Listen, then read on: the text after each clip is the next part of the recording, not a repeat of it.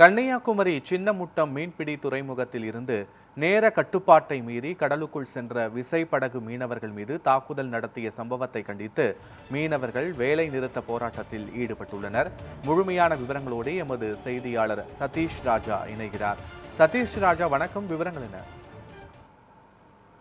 அதாவது பத்மாபன், கன்னியாகுமரி சின்னமுட்டம் மீன்பிடி துறைமுகத்தை தங்குதளமாக கொண்டு சுமார் 350க்கும் மேற்பட்ட விசைப்படகுகள் ஆழ்கடல் மீன்பிடி தொழிலில் செய்து வருகின்றனர். பொதுவாக சின்னமுட்டம் மீனவர்கள் ஞாயிற்றுக்கிழமை நாட்களில் மீன்பிடிக்க கடலுக்கு செல்வதில்லை. இந்நிலையில் இன்று காலை 4 மணிக்கு மீனவர்கள் மீன்பிடிக்க கடலுக்கு செல்வதாக துறைமுகத்தில் இருந்து நேர கட்டுப்பாட்டு நிர்ணயிக்கப்பட்டுள்ளது. இதை பொருட்படுத்தாமல் ஒரு சில மீனவர்கள் தங்கள் விசைப்படகுகளுடன் அதிகாலை 1 மணிக்கு மீன்பிடிக்க கடலுக்கு சென்றுள்ளனர்.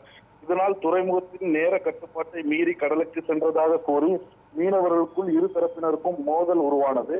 இரு தரப்பினருக்கும் மோதல் தீவிரமடைந்த நிலையில் மீனவர்களுக்குள் கற்களை வீசி தாக்குதலில் ஈடுபட்டனர். இதனால் அங்கு 6க்கும் மேற்பட்ட மீனவர்கள் காயமடைந்துள்ளனர். மேலும் நேர கட்டுப்பாட்டை மீறி சென்ற விசைப்படகு உரிமையாளர்களை கண்டித்து மீன்வளத்துறை அதிகாரிகள் மற்றும் போலீசாரிடம் போராட்டத்தில் ஈடுபட்டனர். சின்னமுட்டம் துறைமுகத்தில் இதனால் பரபரப்பு நிலவியது. கன்னியாகுமரி சின்னமுட்டம் மீனவர்களுக்கிடையே பிரச்சனை முற்றிய நிலையில் மீன்வளத்துறை அதிகாரிகள் பேச்சுவார்த்தையில் ஈடுபட்டு வருகின்றனர். அப்பகுதியில் பதட்டமான சூழல் வருவதை தொடர்ந்து ஏராளமான போலீசார் குவிக்கப்பட்டுள்ளனர். மீனவர்களுக்கிடையே ஏற்பட்ட மோதல் காயமடைந்த மீனவர்கள் அரசு மருத்துவமனை மற்றும் தனியார் மருத்துவமனையில் அனுமதிக்கப்பட்டுள்ளனர். மீனவர்களுக்கிடையே ஏற்பட்ட கடும் மோதல் அப்பகுதியில் பெரும் பரபரப்பை ஏற்படுத்தியுள்ளது. பத்மநாபன், காட்சிகளோடு விவரங்களுக்கு நன்றி சதீஷ் ராஜா.